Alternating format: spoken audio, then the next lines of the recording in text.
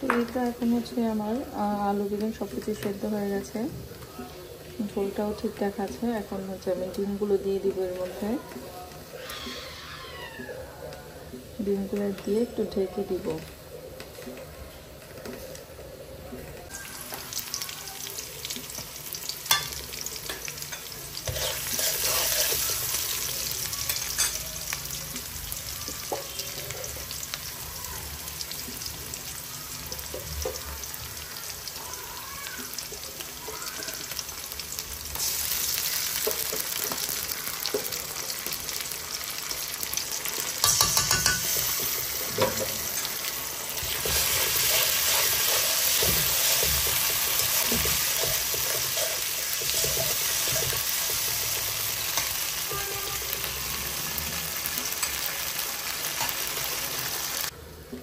তো এইটা এখন হচ্ছে আমার আলু বেগুন সব কিছু সেদ্ধ হয়ে গেছে, ঝোলটাও ঠিক দেখাচ্ছে। এখন হচ্ছে আমি ডিমগুলো দিয়ে দিব এর মধ্যে।